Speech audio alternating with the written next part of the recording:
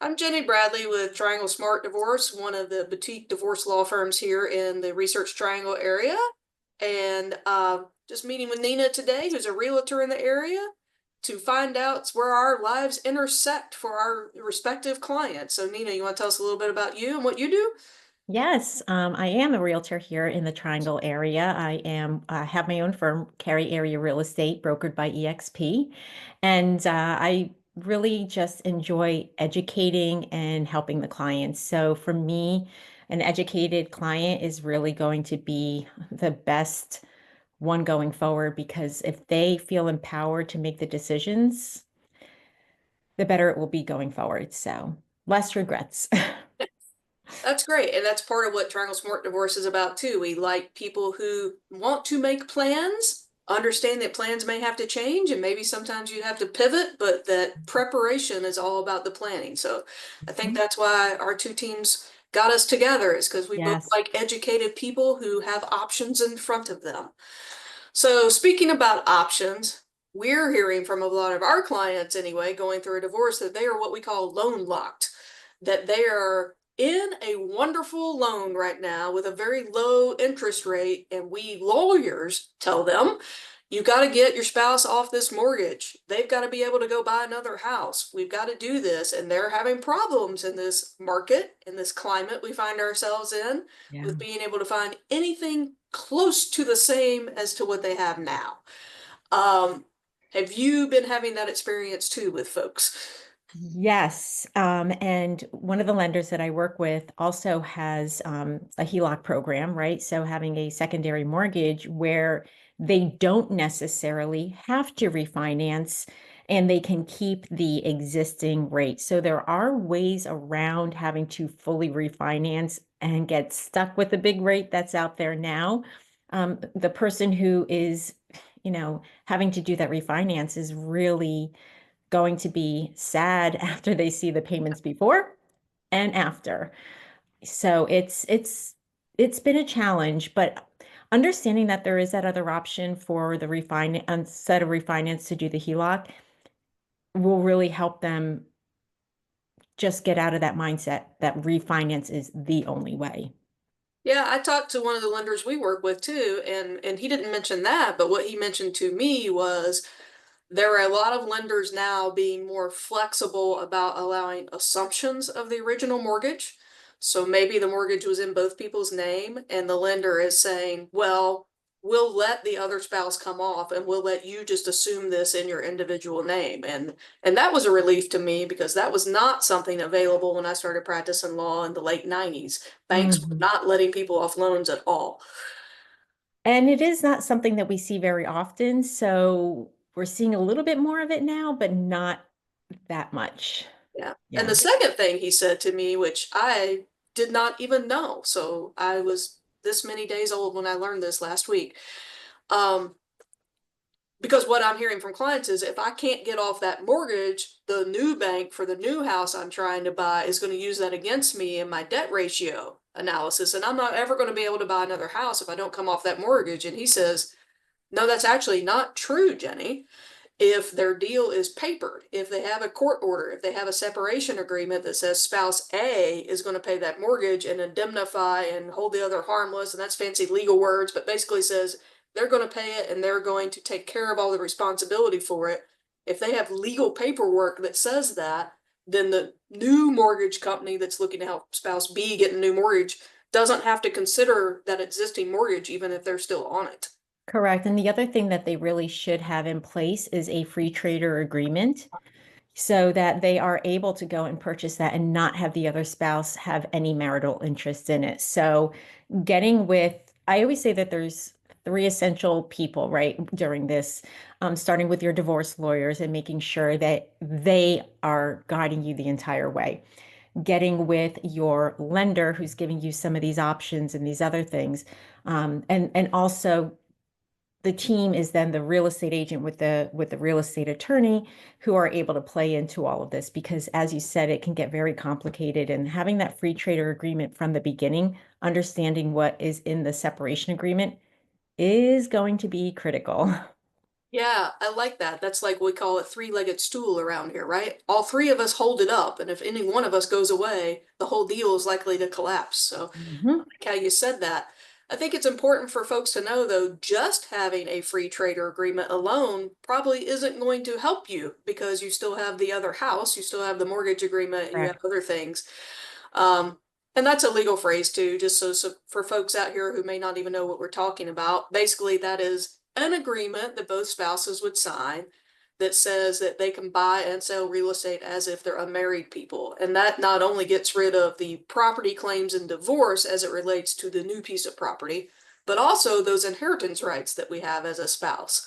And this gets complicated in North Carolina because, as you well know, we have that year waiting period, right? Yes.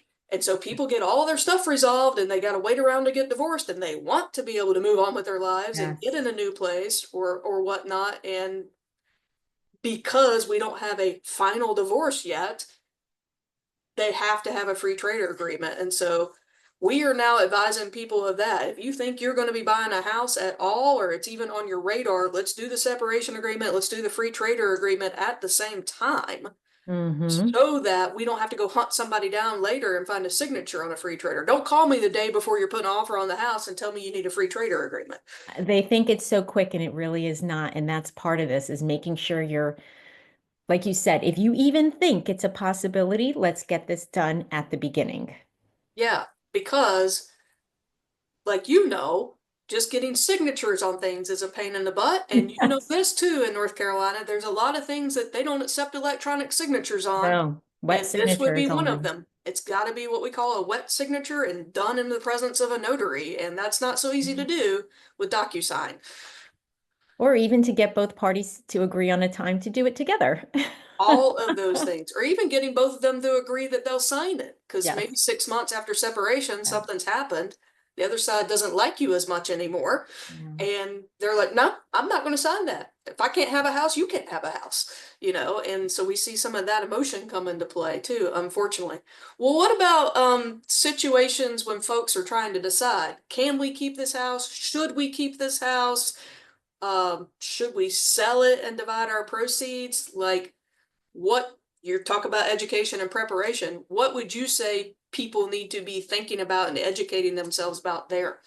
Well, there really is so much that comes into play. There could be the situation where this is a family house that has been handed down through the generations, and the other spouse may feel like, hey, I put a lot of money and everything into this house. I still want it sold, or whatever the case may be. And that gets very, very complicated. We also have the situation right now where, if you can remember, how people who were buying back during COVID were paying way over what perhaps the value could have been, even for new construction in some situations. Now, when they're going to try and decide, should we sell this home? They may have a little bit of sticker shock when Hmm. they find out that the house they overpaid for during COVID is kind of the same value that it was 4 years ago because new construction has come into play in the neighborhood right next door. Their prices are very close to yours. So now people are going to the new construction rather than buying yours. So that is another factor when people are trying to decide, keep, sell, what is the value of the home? And of course, they're also looking at the time of year that it's coming up in, right? So spring and you're in the right location, it's going left and right. If you're, and your value will be higher. If you're doing the buyout, more expensive for one, the other one makes out, and vice versa. When it's fall, winter, that also affects it. So when they're looking to decide, like, should we sell? Should we wait to sell? I think they should be looking at the time of year. What are the values at that time of year because of the other situations around them? And they're also going to have to really decide, like, one of the things is if there are children involved, right? How are we going to affect the children with this? And that's something that I think they definitely are keeping in mind, but it's going to play into schools and changing schools for the children and changing a lot of different things. So these are big questions to have to understand the children and everything else and the family home is one thing, but time of year, new construction right next door, some of these things you're not controlling depending on what's going on. You could try to plan as best as you would like to, but Right. I mean, obviously, yes, we can only control our attitudes and our actions, and we have this illusion that we can control all these other things. I get that.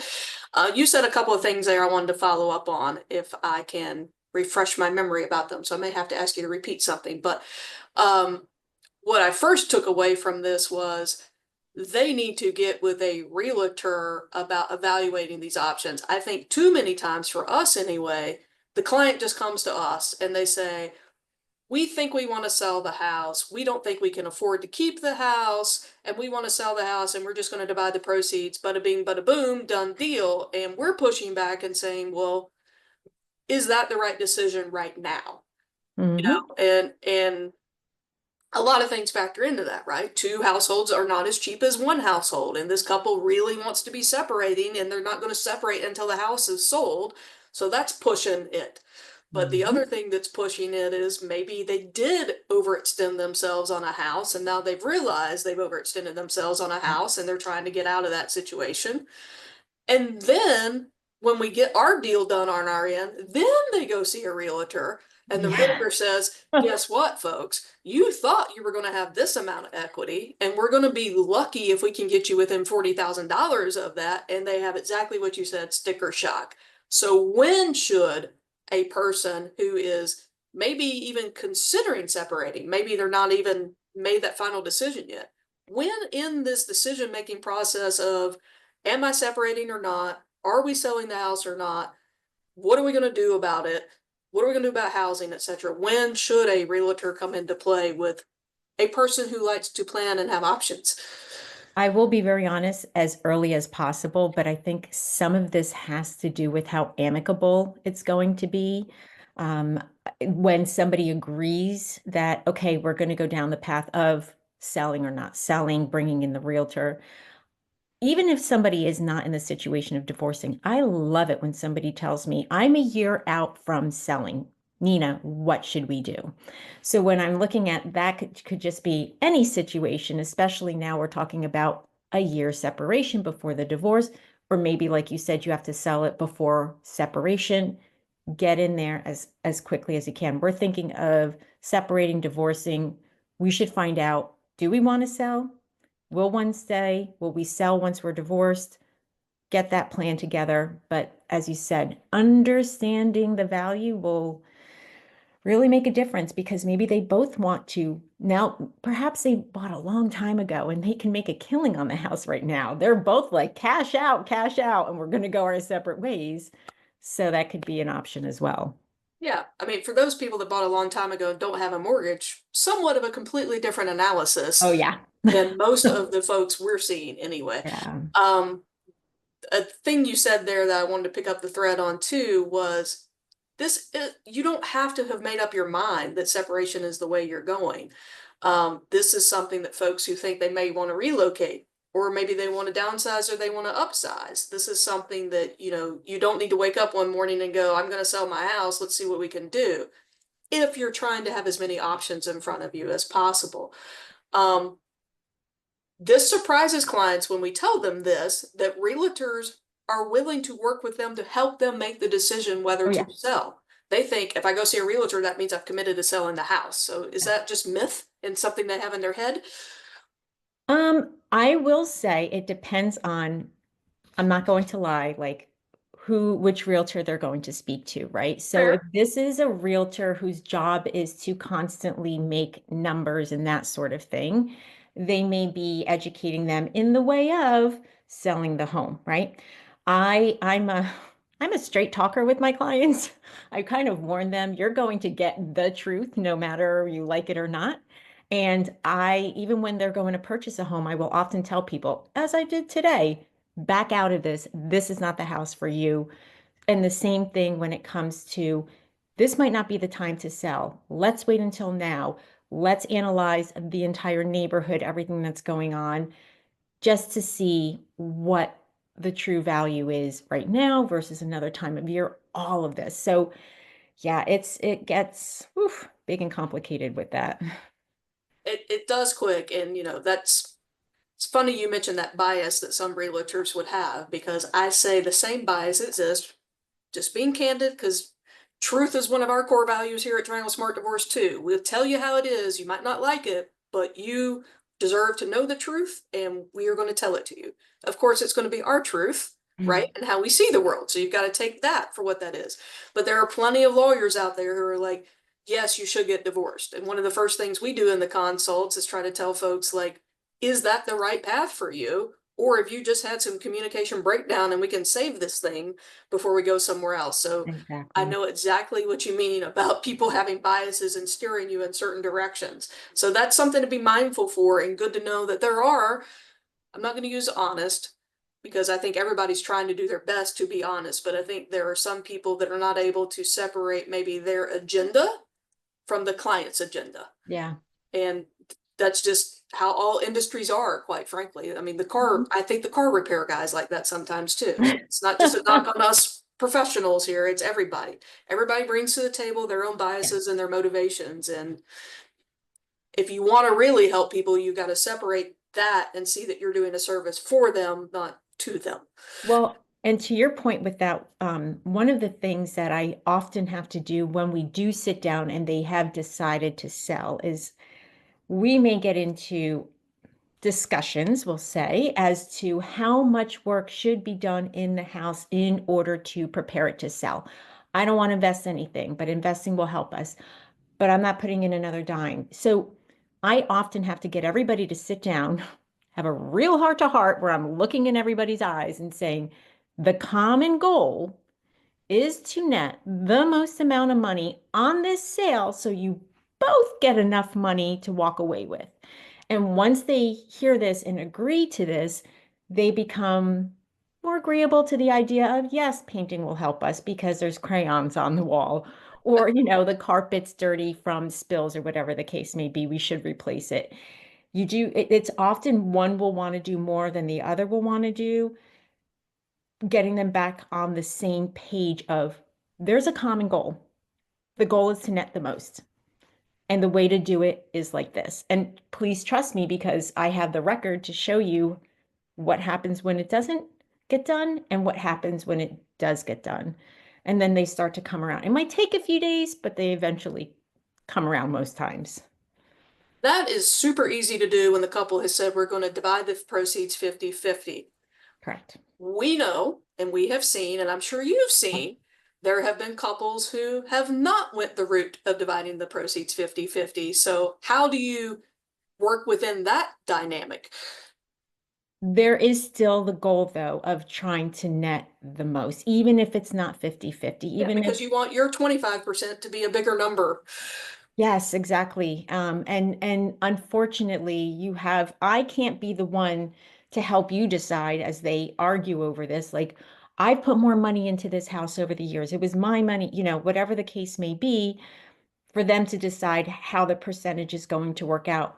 My job is just to get you the absolute most that I can in the least amount of time of it being on the market. Mhm. So typically by the time they get to this point of painting and carpeting and that sort of thing, they have that percentage worked out. They may not be happy about it, but getting to the idea of this needs to be done, let's get it done. So, So, same process because, again, like I said, 25% of $100,000 is good, but 25% of $120,000 is better. So it still mhm. benefits everyone as long as they're getting some percentage of the proceeds to have the biggest number possible. But as you said, the most bang for the buck. Like you may say a whole new landscaping job isn't going to give us what we need, but we do need to trim the hedges and be sure the grass is Oh green yeah. and this, that, and the other and have nice curb appeal, but we don't need to do hardscapes. Yeah, and I will walk into homes where again, they're not in agreement. So somebody says, Yeah. we have to do this, this, and this. And I'll walk in and say, no, we don't have to do hardly half of that. Let's save what we're doing, save the money, and only do certain things. And maybe because of HGTV and all the great things, one person might have like these grand ideas of what it needs to look like to sell, and it doesn't. I mean, I have a client right now who is going through a situation like this, and they're thinking, hey, we have to fix everything up in order to sell. And their home is actually in a condition where I'm saying, don't fix anything. Yeah. Let somebody come in with a blank slate and do their own. Mhm. Let's sell as is. I know it's not what you want to hear, but this is a case where putting in money isn't even going to help. Like, don't, it's no, we're not going to do this. I want you to save this because you're going to need to net the most, and that's not going to help you right now. Yeah. And that does happen. We've had a few like that too. This is not exactly on point with that, but somewhat related. When after somebody inks the deal, they've agreed to sell the house, not only on my side with an agreement or a court order, but on your side with purchase agreement and such. And then the inspector comes in and says, these things need to be done. And, you made the same face I made when the inspector has done this to me before. Uh, this is Yep. I see some lawyers put in their separation agreements and will make all repairs that the inspector suggests. And I'm like, no, no, no, no, no, no, no. We have done nothing there but authorize a blank check. The realtor is still going to work with the clients on what we should and shouldn't do. And assuming you're not a dual agent, you're going to work with the other realtor on the case and be like, here's a price concession, here's a floor concession, here's a this, here's a that, right? Like Okay. this is not like, oh my God, the inspector says these 20 things are wrong. I got to fix all 20. Let me say one thing you said, dual agent. Yeah, I don't like dual agency in the fact that I would represent both sides right. because you can never give honest advice as you were hired to do. And especially in the situation where you're representing a divorcing couple, never, ever, ever even say the word dual agent because that is, you need the most advice possible. And now this agent cannot give you any advice. So that's really something that's out there. But Same reason the state bar won't let us represent a husband and a wife and do a separation agreement. They yeah. tell us we can't. You guys have a thing that says you can, but you can't give advice. Well, the other thing, I have so many emails where it's just like bullet points. Remember this, remember that. And several of my emails, it will remind both a buyer and a seller that repairs in North Carolina are a negotiation and not an obligation. So you are never obligated to make all repairs. We are not in a state where you have to make certain repairs in order to get your mortgage or that. There are safety situations outside of that. But um, never say you're going to do all repairs, never commit to what you will do. As you said, let's negotiate, let's figure it out. Oftentimes, a credit is given and not even a full credit of what the buyer has asked for. So everything needs to be taken into consideration as each one is unique. So, Yeah, so yeah. this is very similar to what repairs should be made on the front end. What an inspector suggests should be done is a heart to heart you're going to have with the divorcing couple to say, and I said husband and wife before, I should say it could be husband, I wife, mean, or yeah. whatever, you know. Um, you're going to have a conversation with the couple. We'll just use that, Mhm. gender Yeah. inclusive, and you're going to say, look, the inspector has said these things. Yes, your deck is not code anymore, and a child's head could go through the slats, right? That's a safety issue. We're going to talk about, does it make sense for us to do it? Does it make sense to take money off the price? For all we know, the person doesn't even want this deck anymore. So why are That's we going to right. go fix it? hmm You know? That's exactly right. Okay.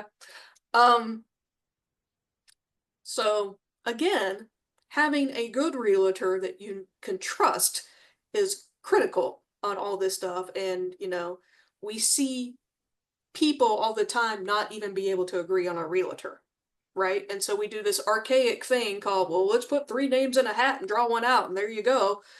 Um, your realtor really can make or break how much money you can net on this thing if you're going for a sale. Yeah, that is extremely true. And part of it definitely is years of experience, right? How many years of experience do they have in this? What is it that they offer when it comes to a sale? Are they staging the home for you? Are they helping you source all of these vendors to do the trades and so forth? It's a big thing. You want to take as much off of their shoulders as possible. This is such a stressful time for them. And they're thinking of so much. If you're hiring me, this should be my job. Like I obviously have to run all the numbers by you and everything else. Let me help you. Let me Yeah. take one thing off of your shoulders and get you to the finish line with this. Because as And you it's, said, some yeah, may not know how. yeah, and it's somewhat of a specialized skill to be able to navigate a couple, however amicable they may be, that's going through a divorce. Hmm. Because we said it a lot earlier, and I kind of glossed over it, and I don't want to neglect it. Selling a house is a giant emotional It component too. So is. you have the loss of a marriage, coupled with the loss of the family home, maybe where you raised your children, maybe where you're raising your children. Yes. And you have to have a realtor who has experience knowing that some days you're not going to be on your best day. You might be taking it out on your realtor a little bit, and it has nothing to do with the realtor. You have to have a realtor who's able to understand, like, I am part of this process, and every once in a while, some stuff is going to get thrown on me. It's not personal. Everybody takes things out on their realtor, even if they're not in that situation. Well, that's fair. But one of the things that I absolutely know is that to be very honest with you, anybody getting ready to sell a home that has an emotional attachment to it, the first time I say, we're taking down all the pictures, we're boxing up all the stuff, we're making the home neutral, the emotions start there. Yeah. So think like divorcing couples now saying, we have to leave this. Their emotions are already high. Now I'm asking them to depersonalize everything.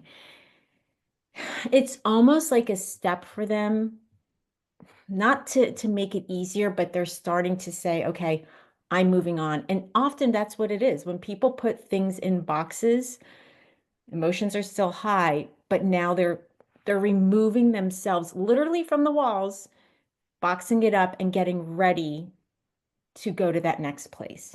So depersonalizing the home can help a little bit in this situation. They have to do it anyway. And so they kind of just follow that process. But yeah, I mean, this hosts all of your memories and everything. So good or bad, it's what it is. Particularly when maybe one of the spouses didn't want to sell the house, but the economic reality is they're going to have to. Yeah. And we see that, and we see Mhm. that a fair amount. So we'll add a fourth leg to our stool that we created earlier and say a good therapist might also be someone to help you navigate these things. And as much as you and I and the lawyers in my firm and other realtors in your practice have been through this before, we don't have the same tools that a good therapist would have. And so Yeah. involve that person as well. Oh yeah. Yeah, and what um I think is hard for people that we see in our practice, and maybe this is coming up for you too, is they read on the internet, well, the spouse can just quit claim their interest to me, and then I can take care of selling the house, and everybody can go on their merry way, and it's all good, it's all fine, it's all this and that. And what I have told people with my limited real estate experience, be interested to see what the realtors you work with say is, yeah, you can do a quick claim deed, but unless it has a lot of language on the face of that deed that says we're waiving the marital interest, not only for a property division, but also those inheritance things we talked about for, it ain't as good as the paper it's written on. That is correct. There has to be very clear and specific language in there outlining every bit of that. Like you said, or else the real estate attorney's going to get it and say, this isn't going to work. This is just not what you need at all.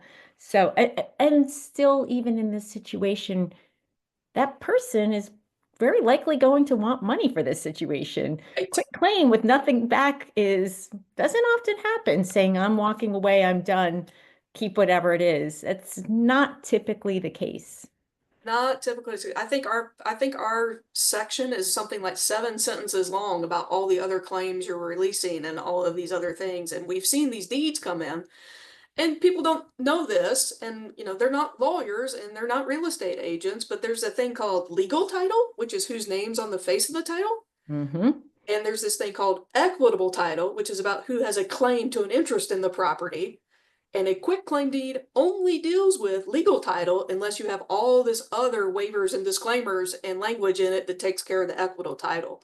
So whether they call it a quitclaim deed, whether they call it a special warranty deed, whether they call it a non-warranty deed, whatever they call it, it's only changing whose name's on the title unless they do all that very precise, specific language that we're talking about. And we see that, like, there will be people who buy a house during marriage and only put it in one spouse's name, but don't have a premarital agreement, don't have any agreement about that house or whatever. And then we tell them, yeah, that's a marital house because you bought it during the marriage. And no, you just can't go sell it, even though it's only in your name. You Yeah. might find a realtor that'll list it for you, but you're going to have Oof. problems when it comes time to sell it. Oh, for sure. And if you find a Both people realtor have to to list it sign. for you, yeah, if you find a realtor to list it for you, that's dangerous, or you lied to them and you told them you weren't married. However, However, having said that, a good realtor will do their homework and be researching who is on title, will be doing so much research into this property before agreeing to list it whatsoever. So, yeah, 100%, but you can't change the fact that sometimes people say, I'm not married when they're actually just separated. yeah, yeah. And you won't know they're separated because that stuff's not on record anywhere unless they tell you. Correct. And Or that you're a good realtor and you go and you look in the house and you see evidence that maybe they were married. still there. Yeah. Yep. Well, one of the things you had said earlier, how soon should you bring the realtor in, right? Yes. The realtor, I say the realtor, your financial planner, right? But and your divorce attorney, obviously, but the realtor and the real estate attorney they're going to go hand in hand with that advice. Like we presented this paperwork and we're getting ready to sell in 6 months. Is this going to be enough? No, no, it's really not. Not. So you need to get that wording changed, like you said. Go back to your divorce attorneys. They were right. You need this in there or it's not going to work, and the lender needs this information too when you're going to now potentially purchase. Interesting situation that we're actually having right now is that the couples are somebody will say, maybe somebody who's earning less in the marriage will say, I can't afford to buy something now, given the rates, um, that will suit my needs because the payments will just be too high. There are some solutions, new construction offering incentives and different things like that. But believe it or not, right now, it might be smarter to rent for a while because rent on a three-story townhouse, for example, in Apex, may be less than your mortgage payments are. And there's no harm in renting until you can figure out either the rates come down, your situation changes. There's no harm in this. And it might be smarter financial plan for you to rent rather than come right out and say, but I can't afford to buy. Your monthly number is got to be in mind doing all of this. Yes.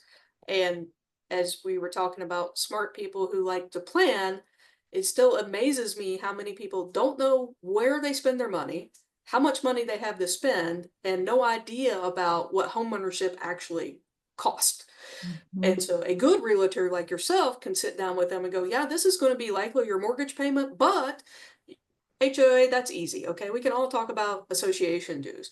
But this house has more or less square footage. Here's estimated heating bills. Here's estimated gas bill. Here's the estimated water bill. You know, your kids, you might have a less water bill now because your kids won't be with you 100% of the time and they're taking 30-minute showers, but whatever. You can help them with all that, as well as this is further away from work. Have you considered that about your commute cost if you still have to go into the office? What you said about schools. Now maybe the kid's not taking the school bus. You have to take the kid to school. Wear and tear on your Mhm. car. That's something that a great realtor is going to sit down and talk to somebody about, as opposed to somebody just says, well, this is what you can afford, so we'll look at these kinds of houses for you. And we know those realtors exist out there. Yeah, I hate this is what you can afford. I love it when somebody comes to me and says, my lender says I'm approved for this. And I almost laugh at them. I'm like, okay, but what is your monthly budget number? And Right. like you said, they look at me and they're like, well, I don't understand what you're saying. And often if they're coming from a renting situation, I'll say, well, what's your rent right now? What are you used to paying per month? What are Right. your current bills and what do you have left over for this? Do you really want to make yourself completely house poor in this situation Right. because you listened to a lender that said, yeah, you can afford up to 500,000. I don't care what you can afford up to. It's what is going to work in your budget. And that's more important than anything else. Because what you can afford is based on upon a ratio that the bank has decided what you should be spending on housing. And you might not with your student loans and this and your daycare expenses and whatever else, you may not have that percentage available to spend. Or maybe you want to travel now, right? Now Yeah. you have this opportunity. Your spouse didn't want to travel, and now you have the opportunity to go do things that you never did before. That takes money. Yes, that is So correct. planning Because for you just that. said the expenses that weren't investments into your happiness. Yes. Okay. Well, I think we've talked about what you would like someone to have with them when they come to see you, but could you give me like a little checklist, run through it all here in one spot in case somebody fast forwards to here and says Nina's checklist? Yeah, for sure. So get with your divorce attorney right away, right? Meet with your financial planner because they're going to be an integral part of this. As soon as you are thinking something's going to happen with the house, whether it's a buyout or refinance, whatever the case may be, find that real estate agent that you absolutely can trust because they partner with two other critical people, a trusted lender and their trusted real estate attorney. This is your team. This is the people who this is a group that will get you to where you need to be. It's not going to be fun, but having these people in order will then help you figure out, like you said, what does the wording need to be on this in order for you to get to your destination? They may change their minds along the way as to whether they're going to sell, one's going to remain in the house. But as long as you have all of these people at the very beginning helping you understand, then they can help you pivot. They can pivot with you and get you to where you need to be. It's okay to pivot as long as everybody understands what you're going to do now. So the team, and I always say it's a team, you have to have that right at the beginning. You're just like a coach isn't going to win a basketball tournament without the team, right? You need everybody on deck to win. And it's the same thing with this. And the coach could draw up the best game plan in the world, but when you get out there, let's just use basketball, when you get out there on the court, somebody could get into foul trouble early and we've got to change our plans. And so that's what you're talking about pivoting. Well, those are most of the questions. We could probably go on a long time, but those are most of the questions that we see people coming in the Triangle Smart Divorce asking about it. And some of the mistakes we see people are making, like not involving a realtor earlier in the process. Do you have anything that clients come to you with that you're working with and you're like, man, I wish that maybe their divorce lawyer had said this or their divorce lawyer had said that, or things we could do to help you? It's actually more, you will have advised them, please find your realtor earlier in the game. And as you Yes. said, some of them may have this feeling, this fear of, no, I don't want to commit to that just yet. Then they've gone and invested a lot of money into repairs or whatever the case may be that didn't need to be done. Yeah. So they're now spending money that they shouldn't have spent because they didn't involve a realtor early. So those are actually some of the problems that we hit. Oh, I'm not doing that because I already invested money in this. So understanding like I'm not here to make you spend. I'm actually going to try and save you as much as possible along the way and having that set up because everybody hates when they think, oh, I spent the money in a place nobody can see it. The HVAC, whatever the case may be, right? Nobody can see how much I spent in this, but so just wait before you do anything until you have the realtor saying this is what actually needs to be done. And think that's important because I've had clients who are staying in the house until it sells, right? One spouse has moved out, the other spouse is staying there. Maybe the kids are staying there more frequently and they're saying the upstairs HVAC has broken. I've got to replace the whole thing. And I'm not a realtor, but I'm a pragmatist. And I've said, well, do you? Or can you repair it and it limp along for a little while? Because I understand, your kids are sleeping upstairs. You need comfort. We need air conditioning. We have heat and humidity here in the summers of North Carolina, and we can have some cold winters. Yes, you need HVAC, but do you need to fully replace it?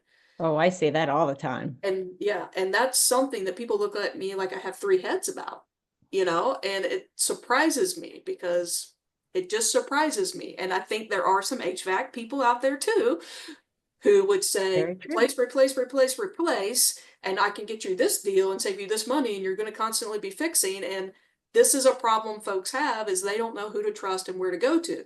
If they're working with a realtor, you have a whole, I'm going to show my age, Rolodex at your Oh, fingertips yes, we do. of people like, and trust and value to give an honest opinion about, no, Nina, this thing is on its last leg and it's been put together with bubble gum and tape for the last 15 years. It's got to go versus, yeah, I can just fix this little capacitor issue and we could get another couple years of life out of it.